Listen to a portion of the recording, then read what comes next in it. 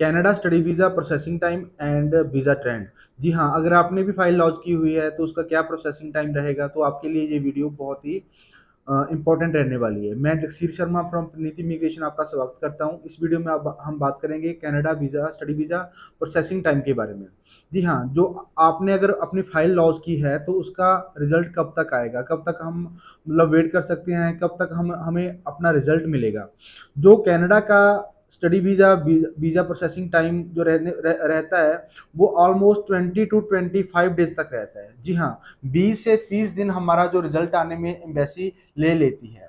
ठीक है, और जो ट्रेंड होता है वीज़ा स्टडी वीज़ा ट्रेंड जो रहता है वो टोटली डिपेंड करता है अपनी प्रोफाइल पर कि अपनी प्रोफाइल कैसी है, कैसे हमने डॉक्यूमेंट्स हमने रिप्रेजेंट किए हैं स्टडी वीज़े में, क्या आपने ट्यूशन फीस भरी है, क्या आपने जीआईसी भरा है, क्या आपके स्कोर जो आइल्स के हैं या पीटी के हैं वो कितने हैं। ये चीज़ें मैटर करती है आपका रिजल्ट पॉजिटिव और नेगेटिव आने में। अब हम बात करेंगे रिफ्यूजल। जो रिफ्यूजल आती है कनाडा स्टडी वीज़ा में वो क्यों आती है। देखो 3-4 चीज़ें हैं जिनकी वजह से जो रिफ्यूजल है कनाडा स्टडी वीज़ा में आती है। सबसे पहले हम बात कर लें फंड्स की। फंड्स में ये होता है कि अगर आपने 1 साल की ट्यूशन फीस भरी है, 1 साल का जीआईसी भरा है, इसका जो खर्चा आ जाता है 15 से 16 लाख, 16 से 17 लाख इसका खर्चा आ जाता है। तो अगर इतना खर्चा आपने पे कर दिया है और आपका जो प्रोग्राम है वो 2 साल का है, तो आपको इतने ही पैसे अपने अकाउंट में एज़ अ फंड शो करने पड़ेंगे।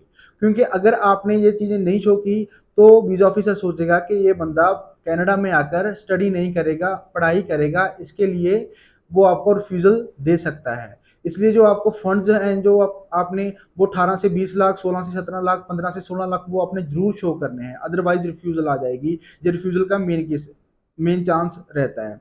दूसरी चीज़ आपने सी रिपोर्ट और वैल्यूएशन रिपोर्ट वो साथ में ज़रूर अटैच करनी है। और अगर हम फर्दर बात करें, आपने अगर कनाडा का स्टडी वीज़ा अप्लाई करना है तो 1 साल की ट्यूशन फीस वो ज़रूर भरिए आप। ठीक है, 1 साल का जीआईसी आप ज़रूर भरिए। अगर ये चीज़ें आप नहीं करते तो आपका जो रिफ्यूज़ल है वो 101% आएगा ही आएगा। चलो हम बात कर लेते हैं आइल्स की, आइल्स के स्कोर की। अगर आपके हर मॉड्यूल में 6 स्कोर हैं या 6 से अबव हैं बट आपका एक मॉड्यूल में 5.5 बैंड्स हैं, तो इसमें क्या होगा कि आपके वीज़ा लगने के चांस 80% रह जाते हैं अगर आपका एक मॉड्यूल में 5.5 है। हाँ, अगर आपके 5.5 स्कोर हैं तो इसका मतलब ये नहीं है कि आपका वीज़ा नहीं आएगा, आएगा आपका वीज़ा, बट वो थोड़ा-सा आपका लक फैक्टर वहाँ पर मैटर ज़रूर करने लग जाता है। बट आपने अगर 5.5 आपका स्कोर है, आप अप्लाई कर सकते हो। आप हमसे कॉन्टैक्ट करें, हमसे आप कॉन्टैक्ट करें और जब आप हमसे कॉन्टैक्ट करोगे तो हम आपको गाइड करेंगे, हम आपकी प्रोफाइल प्रॉपरली चेक करेंगे, हम देखेंगे कि क्या बाकी जो रिक्वायरमेंट्स एम्बेसी को नीड है, क्या आप वो फुलफिल कर रहे हैं या नहीं। तो उसके हिसाब से हम आपको गाइड करेंगे। हम आपकी हम आपके लिए एक और ऑफर लेकर आए हैं, वो ये है कि हम पैकेज में डील करेंगे। हम आपकी ट्यूशन फीस सारी हम खुद भरेंगे।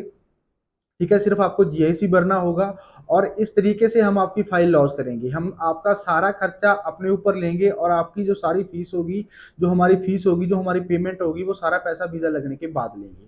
ठीक है जी, आपने ये 2-3 चीज़ें ध्यान में रखनी है कि आपने फंड्स भी शो करनी है प्रॉपर। अगर आपने 1 साल की अपने एक्सपेंसेस शो कर दिए, तो 1 साल का आपने अपने अकाउंट में भी जमा करना है। इसके लिए आपकी रिफ्यूज़ल नहीं आती और यही मेन कारण बनता है आपका रिफ्यूज़ल का।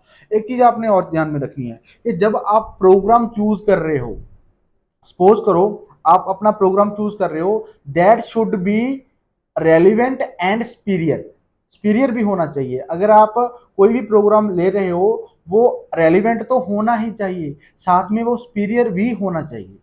ठीक है जी, तभी आपका जो रेलिवेंसी बनती है, तभी वीजा ऑफिसर आपको वीजा देगा। देखिए, ऐसे होता है कि सपोज करो आप कोई भी कोर्स वहां पे करने जा रहे हो, अगर वो सब्जेक्ट्स आपने ऑलरेडी यहाँ पे पढ़ लिए हों, वो नॉलेज आपने ऑलरेडी यहाँ से ले ली हो, तो फिर अगर वही सब्जेक्ट्स आप वहां पर पढ़ने जा रहे हो तो आपको वीजा ऑफिसर वीजा नहीं देगा। वीजा लेने के लिए आपको ये टोटली समझ लेना चाहिए कि मेरे जो सब्जेक्ट हैं, मेरा जो प्रोग्राम है वो रेलिवेंट तो होना ही चाहिए, साथ में सुपीरियर भी होना चाहिए। ठीक है जी, इस हिसाब से आपका वीजा आ जाएगा। अदरवाइज अगर ये चीजें आपके प्रोग्राम में नहीं रहती तो आपका रिफ्यूजल आ जाएगा। ठीक है, अब हमने क्या बातें की, हमने बातें की फंड्स के बारे में कि फंड में आपको सी रिपोर्ट, वैल्यूएशन रिपोर्ट्स और फंड्स आपने शो करने हैं, वरना आपकी रिफ्यूजल आ जाएगी। ठीक है जी, दूसरी चीज आपने जीआईसी भरना है, आपने ट्यूशन फीस भरनी है। तीसरी चीज आपने जो आपका आइल्स है, आइल्स में स्कोर की कोशिश करनी है कि 6 ईच हो। अगर एक में भी 5.5 स्कोर आपका आता है तो आप हमसे फाइल चेक करवा सकते हो, आफ्टर दैट आप लॉस कर सकते हो। ठीक है, पीटी की स्कोर की अगर मैं बात करूं तो आपका स्कोर कम से कम 57 होना चाहिए ईच मॉड्यूल में, नॉट लेस देन 57 होना चाहिए और 58 होना चाहिए, तब आपका वीजा 101% आ जाएगा। ठीक है जी, मैं जगसीर शर्मा आपको यही राय देता हूं कि अगर आपने फाइल लॉस की है तो उसका वेट करो 20 to 25 डेज। इन दिनों के बीच में आपका रिजल्ट आ जाएगा। अदरवाइज अगर नहीं आता आप वेब फॉर्म रेज कर सकते हो। ठीक है जी, अगर फिर भी नहीं आता आप हमसे कांटेक्ट कर सकते हो, हम आपकी पूरी हेल्प करेंगे। आपको स्क्रीन पे नंबर डिस्प्ले हो रहे होंगे, इस नंबर पे कांटेक्ट करके आप मेरे से बात कर सकते हो, आपकी प्रोफाइल है जो हम मेरे से डिस्कस कर सकते हो।